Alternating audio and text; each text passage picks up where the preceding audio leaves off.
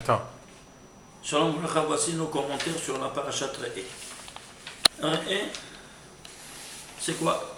C'est la parasha, la 47e de la Torah. Comme vous voyez, chaque nombre a sa valeur et pourquoi je trouve juste cet nombre et pas ailleurs. Qu'est-ce que c'est 47?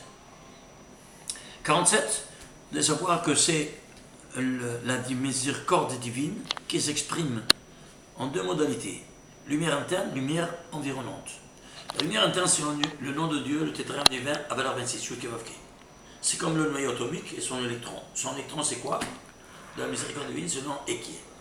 26, c'est l'interne, et Ekie, c'est 21. L'ensemble, c'est 47. Allez, regarde, quoi donc? Regarde maintenant, à travers cette paracha, cette double présence de miséricorde divine.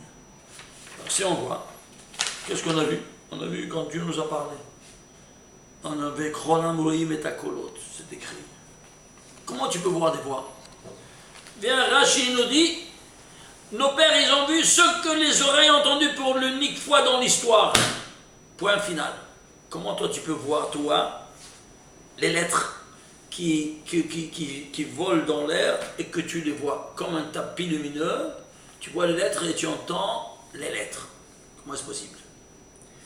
Il y a le professeur Tomatis, un scientifique français, que certainement vous connaissiez parce qu'il y a beaucoup de centres Tomatis, Alfred Tomatis.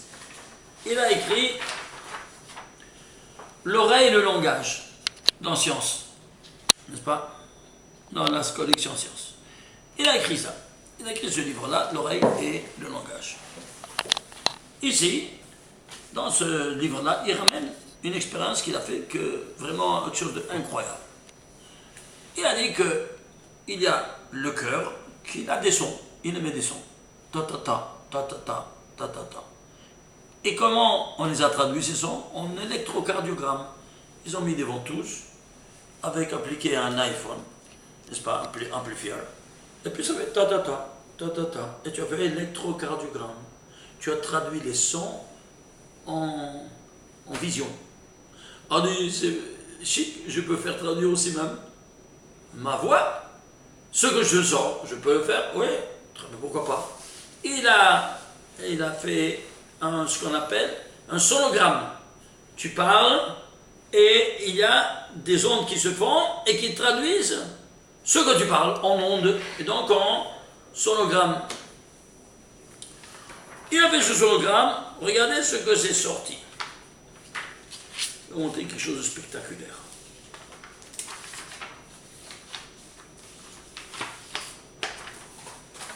Regardez. Il a dit A. Regardez ce qui s'est sorti. Est-ce que ça a un rapport le A avec ce brouillon-là? B. Est-ce qu'il y a un rapport? Voilà. C. D. E. F. G. H.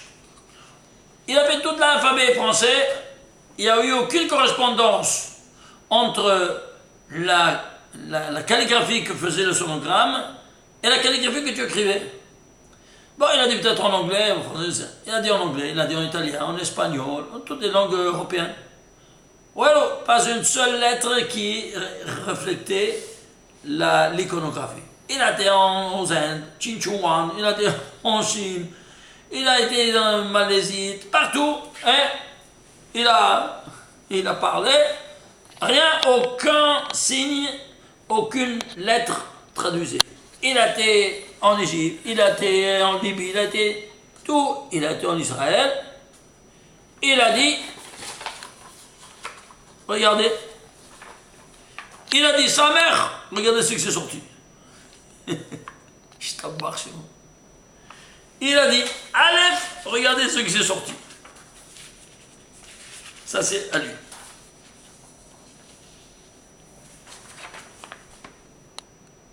Vous voyez, Yod, Vav, Yod. Il a pété les plombs. Il a dit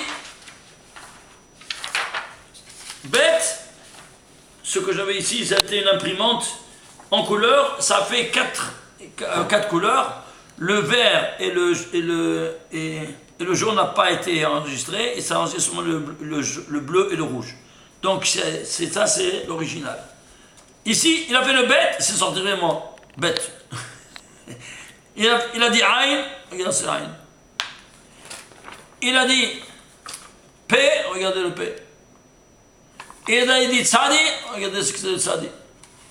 Il a dit toutes les lettres de l'alphabet et toutes. Il ne revenait pas. Toutes les lettres, comme tu le prononces, elles se dessinaient comme tu l'as prononcé. Il a pété les plombs. Et c'est pas possible. Et il est venu à la conclusion finale. Il y a une seule et unique langue au monde qui reflète comme tu le prononces, il se dessine. Ah, c'est pour ça que Rashi a dit, quand sur le verset de la Torah, et tout le peuple ont vu les voix. Comme ça c'est écrit dans la Torah, au mont Sinaï. Quel peuple? C'est pas écrit Israël. C'est le peuple. On comprend pas. Mais qu'est-ce qu'ils ont vu? Ils ont vu Hakolot, les voix. Alors traduire la valeur numérique à Hakolot, c'est 541. Et bien sûr tu prends Israël, c'est 541. C'est-à-dire que si toi tu te branches sur la longueur d'onde de 541 kHz, que ce sont les voix, alors tu es branché et tu peux capter. Et l'unique peuple au monde qui a la valeur numérique de son nom 541, c'est Israël. Ce qui fait donc que si toi tu te branches sur cette même longueur d'onde, tu captes. Les autres nations qui même pouvaient être là-bas, ils n'ont rien pu voir. Vous comprenez ça ou pas? Maintenant, je vais vous dire quelque chose encore qui va très loin. Les scientifiques à Rehovot, et ça... Pardonne-moi. Oui. S'il y a d'autres peuples qui parlent hébreu, qui comprennent l'hébreu, eux, ils arrivent à lire? C'est pas un peuple juif. Non. C'est d'autres peuples. Mais au mont Sinaï, quand Dieu a parlé, aucun peuple, parce qu'ils ne sont pas... Il y avait les Révraves avec eux. Oui, les Révraves, mais ils n'ont pas vu. Eux, ils n'ont pas vu. Eux, ils n'ont pas vu, seulement les âmes d'Israël. C'est écrit Âme. Quelle âme? Âme d'Israël. C'est pas âme d'Israël. Donc il faut deux conditions. La preuve, c'est qu'ils ont fait le veau d'or. Tu comprends?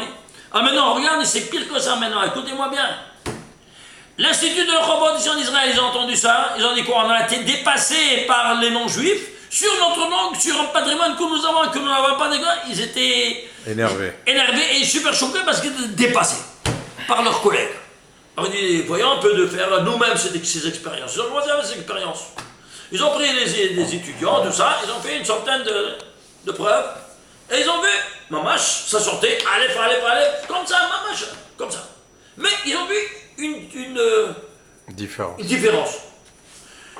Regardez, ici, ça c'est Yod et Vav. Ce Vav, il y a des lignes. Assuré, ouais. Il est structuré par des lignes. Ils ont vu que 80%, 90% de ils étaient quoi? Ils étaient 22 lignes. Et d'autres qui avaient 14, 27, 28 lignes. Un autre nombre. Ah, regarde. Pourquoi la majorité ça et les autres ils n'ont pas? Ah, ils ont pris tout de suite les dossiers, ils ont refait, ils ont vu qui ça a dit ce Aleph, qui a dit ce Aleph, qui a dit ce Aleph. Et ils ont pris tous ces étudiants qui ont dit un Aleph qui est en dehors de 22, ils n'étaient pas juifs. Incroyable. Super incroyable. Il dit, mais c'est pas possible. Ils ont refait, et voilà, ça s'est torti comme ça. Que quoi? Que l'appareil arrive à dénicher si cette personne qui parle, c'est un juif, de mère juive ou pas. Incroyable. Même qu'il avait un père non juif, la mère juive, parce que la religion descend de la mère. Alors ils ont pété les plombs. Tout de suite, cette nouvelle s'est diffusée comme un foudre à ciel serein.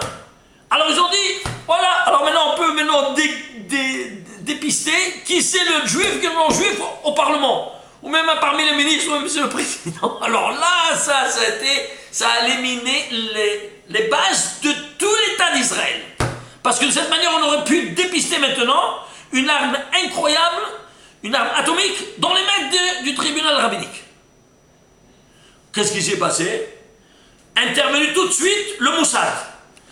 Il a arrêté, blackout total sur cette nouvelle vérité, il a fermé tout, censure. Quoi? Secret d'État. C'est-à-dire, c'est impossible, ça va ébranler tout l'État d'Israël.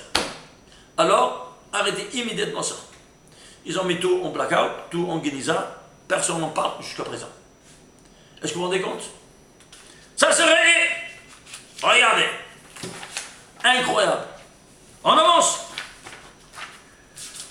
Je t'abbarre bourré. Alors, regardez ici.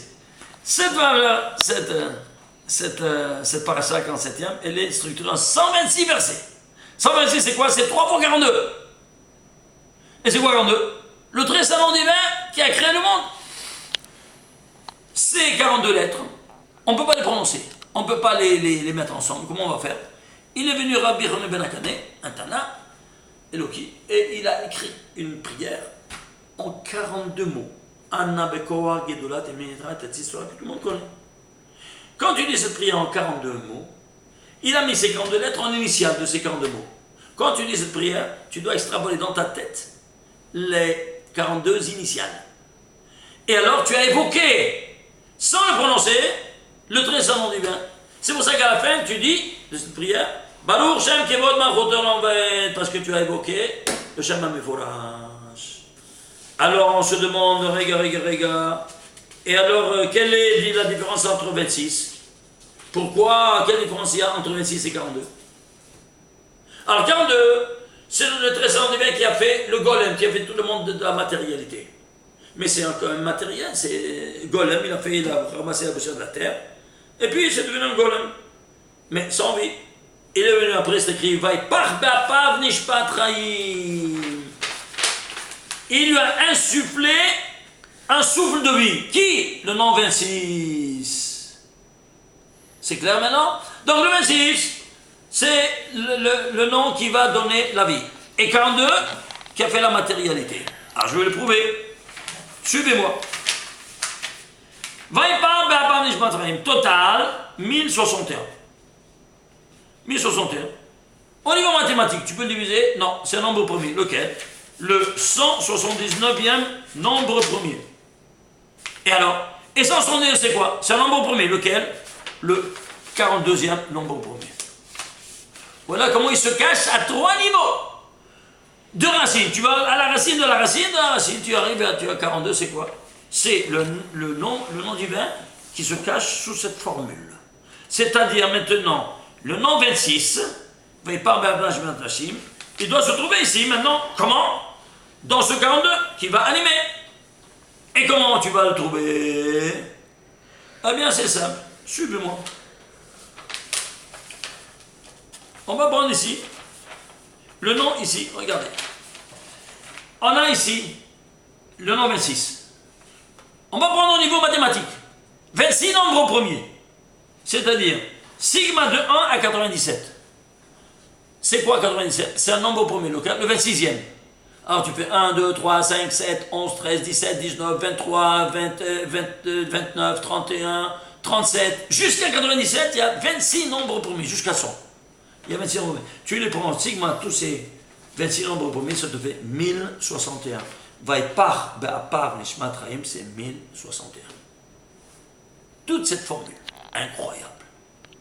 Et si ceci ne te suffisait pas, on va prendre les tagim de cette formule. Vaipar Be'apar Nishmat Chaim. Regardez. Prenez les tagim.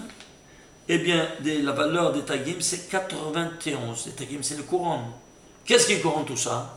Le nom de Dieu, 26, qui s'écrit 26, mais qui se lit Amonai. Combien c'est Amonai? 65. 26 plus 65, 91. C'est la couronne de toutes ces lettres. Et quelles sont les voyelles? Les voyelles, ça fait total 156. C'est quoi 156? C'est 6 fois 26. Pourquoi 6 fois 26? Parce que quand il y a insufflé un souffle de vie, au 6e jour, le nom 26 est intervenu en lui donnant un souffle de vie. Et ceci étant dit, alors qu'est-ce que ça fait? Alors ça fait total 1308. C'est quoi 1308? Il se compose en ces 3 nombres premiers. 2 au carré par 3 par 109. 109, c'est le 30e nombre premier. Celui-là, il se décompose à cela.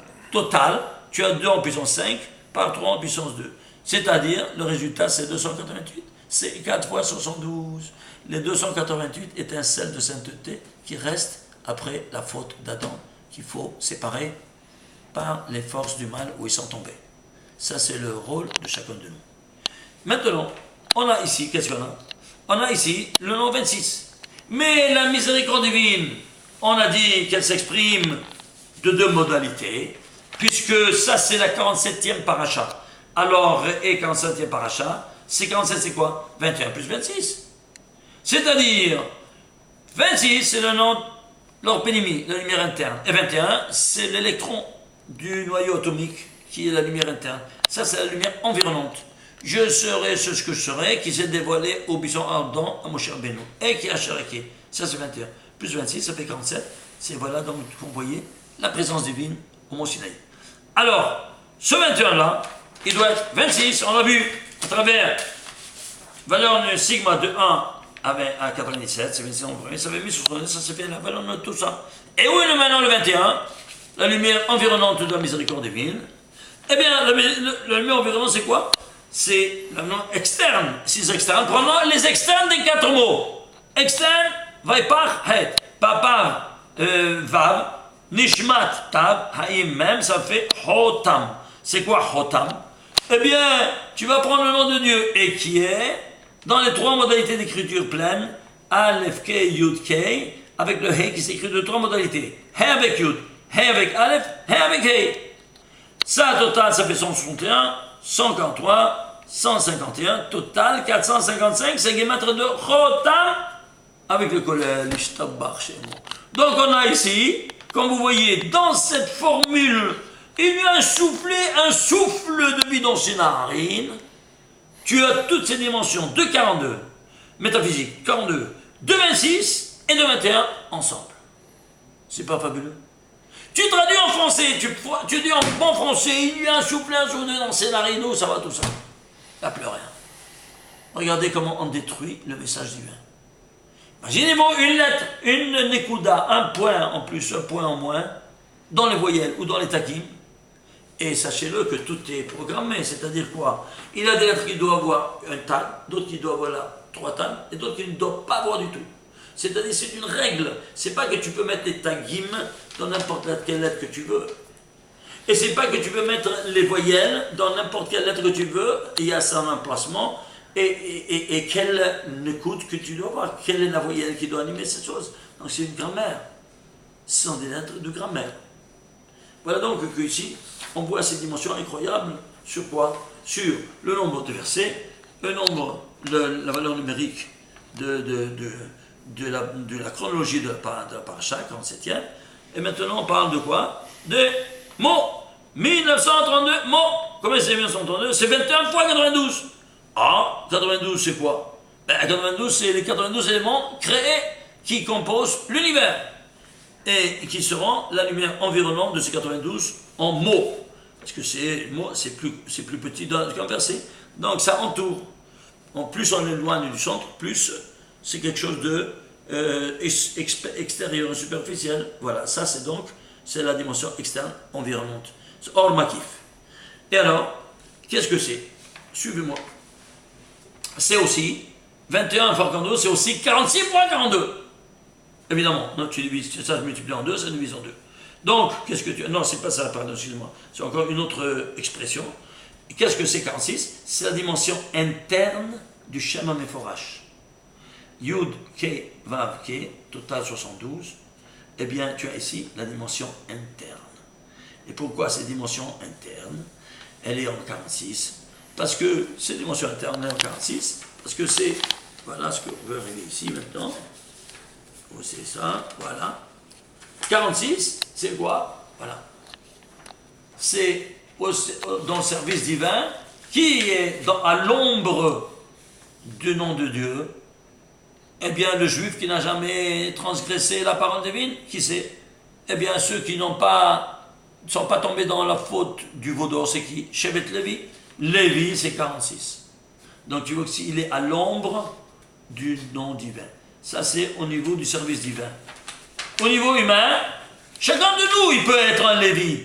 Pourquoi? Parce qu'il a potentiellement tout son patrimoine génétique est renfermé dans 23 paires de chromosomes. 23 par 2, c'est 46 chromosomes.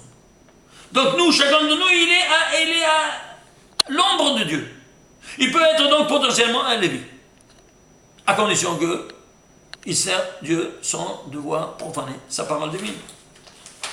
Niveau du devoir religieux. Le devoir religieux, il y a ici. Vata, comme ça dit la Torah, dans Parashat Devarim, n'est-ce pas, dans la même Parashat, chapitre 10, verset 12. Et maintenant Israël, Ma Hashem Elokecha, qu'est-ce que veut l'Éternel de toi? Que de le craindre et de l'aimer, de le servir. De l'aller dans tous ses cheminements, ou la hava, et de l'aimer, et de le servir. De toute ta force, de toute ton âme. Qu'est-ce que tu comprends là? Non, Rachamim, dans la Gemara, tu dis, Antikramma, ella mea. Ça, c'est dans le Masechet Menachot, page 43b, et même dans le Zohar, ça c'est la source. Il te dit, ne lis pas ma, Antikramma, ella mea. Ma Hashem mea doresh mimcha. Mea Hashem doresh mimcha. C'est-à-dire quoi? Sans, comment ça veut mea? C'est sans. Sans, Dieu veut de toi. C'est quoi sans Dieu veut de toi? Il y avait la mortalité dans le royaume de David Ameler. Chaque jour, il y avait 100 morts. Comme ça dit la Gemara. Et on est venu, on lui a dit, parce que vous ne faites pas, vous ne bénissez pas votre Créateur. Alors, il a fait 100 bénédictions pour servir, parce qu'on avait eu le service divin 56. Alors, qu'est-ce que ça rapporte ça avec Mea, ne lis pas ma, dis Mea c'est 100. Tu fais 100 bénédictions, et combien ça vaut Mea? C'est 46! 46, c'est Lévi, c'est la dimension interne du nom de Dieu. Alors Mea, c'est 46, et tu vas faire 100 bénédictions, tu vas le bénir 100 fois par jour, et c'est pour ça qu'on fait 5 amidot avec la Chazara, et puis le Berkat Kohanim, et le Berkat Amazon, et tout ce qu'on fait, n'est-ce pas? On arrive à 100 chaque jour profane. Voilà donc ici, on a ici cette dimension-là de quoi? De Ma, Antika, niveau mathématique, de 10 à 100, de 26, il y a 97 dans le problème comme on a vu. Une dernière chose que je voulais vous montrer, c'était quoi? C'est après le paramètre 42, c'est quoi le paramètre 43? Après 42, c'est la délivrance. Alors, on va être délivré. Pourquoi? Au stade 43. Eh bien, le paramètre de la délivrance sera 43. Création en 42, 43, tu te délivres de toute cette matérialité quand tu as enfermé dans le corps. Alors, le stade ultérieur, c'est 43. Et qu'est-ce que c'est 43? Suivez-moi. Au niveau individuel, au niveau micro-individuel, le fœtus, il pousse dans le ventre maternel de la 38e semaine à la 42e semaine. Arrivé à la 42e semaine, s'il n'est pas né, il faut lui faire une opération chirurgicale, ça s'appelle les césariennes, comme vous savez. Le premier jour de la 43e semaine, c'est le paramètre de la délivrance. Parce que les os amniotiques se transforment en venin, soit pour le gosse, soit pour la mère. Alors il faut le sauver. Donc 43, au niveau micro-individuel. Au niveau macro-national, la même chose. C'est écrit, voilà qu'au bout de 430 ans, les bénis Israël ont été libérés de la terre d'Égypte. Soit Parashat Shemot, 12e chapitre, 41e verset. Alors, ici, regardez. Au niveau micro-individuel, on parle de Shavuot, 2 semaines. Et au niveau macro-national, on parle d'années, à 130 années. Ici, on parle de 43, ici, on parle de quoi? En dizaines, ici, on parle de centaines. Toute proportion gardée, comme vous voyez, s'agrandit selon la proportion. C'est micro-individuel ou macro-national. Semaines et dizaines, années et centaines. C'est toujours ce 43 qui est en jeu. C'est ça ce que je veux vous signaler. Deux petites dernières choses.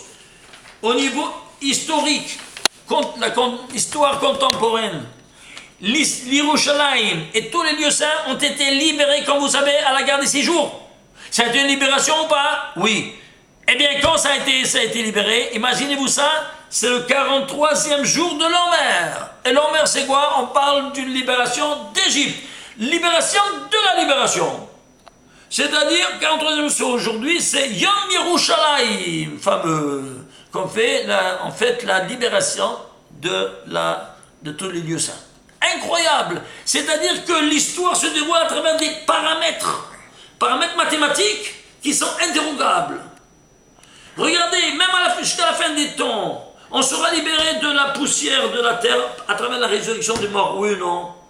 Ça s'appelle aussi une libération du tombeau et de la poussière. À travers quoi et grâce à quoi? Grâce à un os, comme nous dit la tradition, s'appelle un os loose. Et cet os-là, il ne dépérit jamais. Tout peut retourner en poussière, sauf cet os-là, il est impérissable. Et à travers cet os, la résurrection du corps et de l'âme retourneront ensemble. Et comment ça s'appelle? Loose 43. Vous voyez que ce paramètre de la délivrance. J'en ai apporté quelques petits exemples. Comme nous voyons donc, pour nous rendre une idée, comment l'histoire se déroule à travers des paramètres mathématiques. Shabbat Shalom.